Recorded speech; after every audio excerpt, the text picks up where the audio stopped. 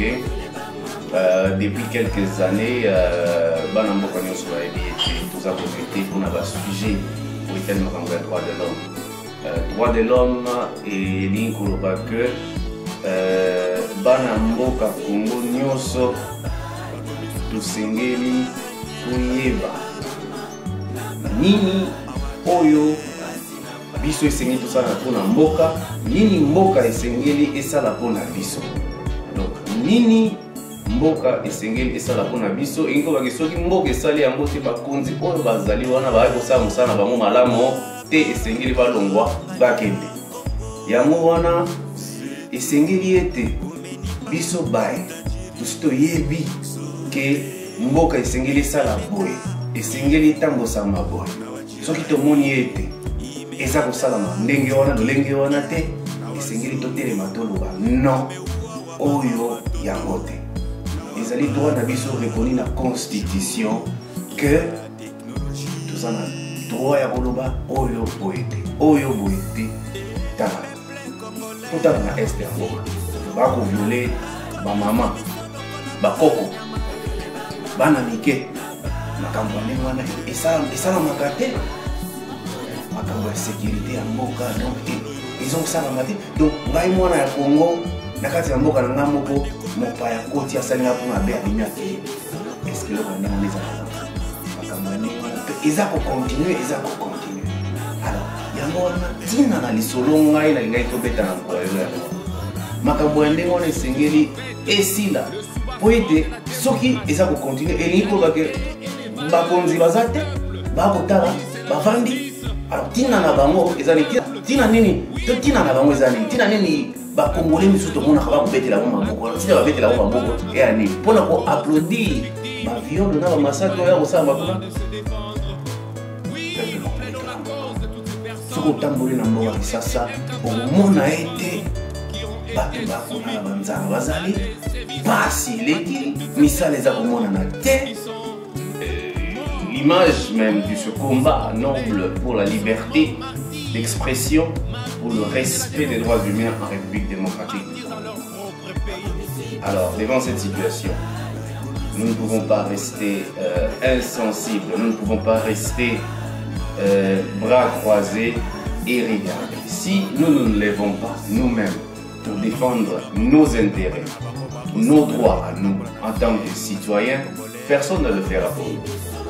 Aussi, si nous ne créons pas un mécanisme pour éduquer nos populations qui sont restées au pays, pour qu'ils comprennent l'importance de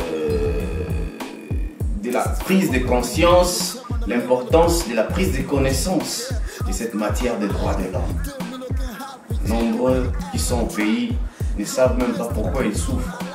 Mais nous devons, je dis nous, ceux qui comprennent l'impérieuse nécessité d'éduquer nos populations, de leur faire comprendre que leurs droits sont bafoués et ils doivent revendiquer leurs droits, raison pour laquelle ils doivent se mettre à dos. Parce qu'aujourd'hui, même si nous lançons des appels pour dire, pour demander aux Congolais, à la population qui est restée au pays, faisons révolution, faisons ceci, faisons le mouvement.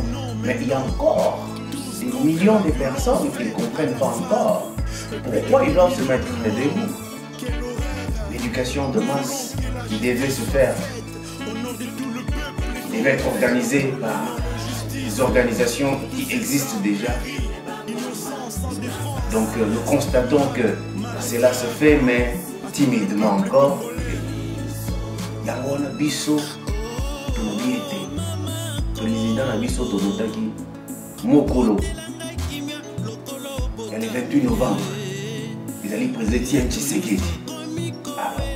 Bato wana basepeli balongwa mpo baza bamiyibi bayibaki pouvoir bango bayibi pouvoir biso mpe tokotika bango te pasi ekokontinue. Kotalaka bana mboka na biso bakosouffrir boye te mboka oyo tondi diamant or mai nyonso ezali mokili mobimba koconvoite biso bazokoloba bino boza na nyonso. Donc biso tona nyonso tovandi kaka totalaka nyonso yango boye eza lokolo oza na diamant otiango na mesa oyo otalaka yango kaka boye bana na wa vana kati ndako ba ko fanza ezalaka boye. Alors sikoyo ngana kanisi ete pour ete tokoma na étape wana esengeli déjà tobanda prise de conscience wana, respect à droit humain wana, qu'on se respecter entre biso ba Congolais. Déjà partir à petite organisation pour aider donc prêcher au biso mo toza ko pratiquer au biso doit ça net ko prêcher ezate que maloba biso to ko loba esuka na maloba na action to ça na mbongo susu. Alors et ko ma potuna mo e comme le mo alors voilà to yeba lisusu. Ce que je voudrais demander à toutes les forces combattantes, c'est quoi? C'est que nous ne devons pas attendre que les autres fassent pour nous. Nous devons nous battre, nous mettre debout pour que nos droits et libertés puissent être réalité. Nous ne resterons pas éternellement à l'extérieur du pays. Nous ne resterons pas éternellement à l'extérieur de la vie démocratique du Congo. Nous devons jouir de ce pays qui est un héritage. Et pour cela, que faut-il faire? Si, je le dis toujours, si toi et moi, nous ne allons pas debout, personne ne viendra le faire. Et encore, vous savez, quand un président comme François Hollande arrive à dire que, voilà, il y a des gens qui se comportent et les gens doivent se comporter en adulte. En adulte, ça veut dire quoi? Il a constaté quand il est venu au pays que, selon, à mon avis, bien entendu, qu'il y a encore ces personnes qui ne veulent pas se prendre en charge. Donc les adultes, c'est les gens qui se prennent en charge. Ce ne sont pas... Si nous voulons aller de l'avant, nous devons comprendre toutes ces choses. Nous devons comprendre et faire comprendre à nos compatriotes que les temps qui courent sont les temps où nous devons apprendre à faire les choses de nous-mêmes. Et combattant un solo, baye bakaye, na misala, discipline, respect, la façon à mener les combats. Mais biso pour les combattre ba idée pour nous faire un débat à part. Il y a un moment où ils ont donné convention na beaucoup na biso comme une concurrence, ma show business ou ko vraiment ko mila ki sa moko boye. Alors ba biloko na esengeli c'est déjà même moko. Surtout ça les bons côtés, moko ke les sauter. Donc moi unité moko esengeli ezala. Moi respect il faut qu'on dise ma pe moninga. Moni na kati ya combat, il faut qu'on dise ma pe moninga. Qualité robité er moko mais moi esprit moko boya moi biloko moko boye et comme moko ta alors biloko na ici là. Le grand déjà pour chamo ba limite na kati na.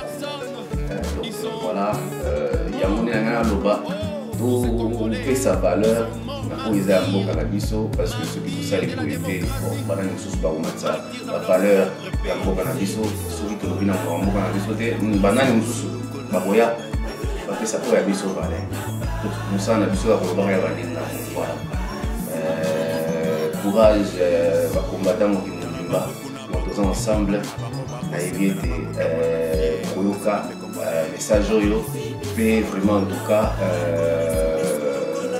pour changer moi rythme à combat et avancer quoi biloko ezangati na la victimité wana tikango pour ezangati na moté pour ça na wesa likaka pour bebisa combat na biso na obleur tous en pour libérer peuple congolais pour été total esika touti esika tokomi na esika toza kokende total esika touti tobandi na 1960 toleki série ya MP toleki série ya conférence nationale toleki série ya musée total esika tokomi 2011 eleki tokomi pour revendiki bamérite ya urne donc mosala esalami mais esengeli te tosuka wana esengeli tofonce pour te comprendre oyo bazalaki koboya koyoka makambo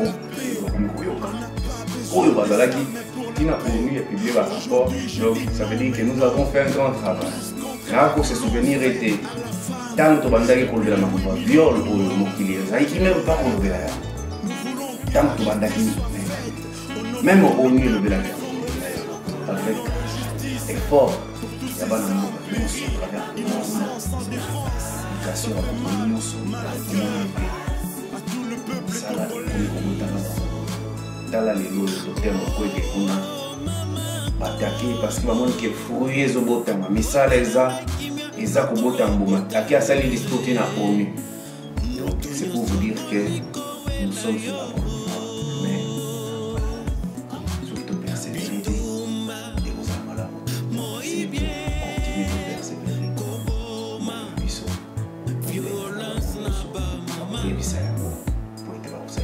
mais imaginez-vous que Moke Tondi Nyonso Oyo c'est une Moke avancé. Non, pour moi, moto a mis bien à mon konzi. A autant mon en zéla donc zéla mo donc kufa na mo mais yende face à la signature pour les zéla bon. Ils amont. On a évité ce qui va trop organiser nini. Mais bon, voilà. Comment la ça c'est pas fait de passer la vidéo pour la francophonie. Pour dépasser la monde pour la fidélité ba bilo mo oyo ils ont bénéficié ils en a comment je peux dire ils en a retombé fait d'entraînement direct sur vie quotidienne de la population. Courage kaka. Tout ça est période au Bunda, au Simba. Merci.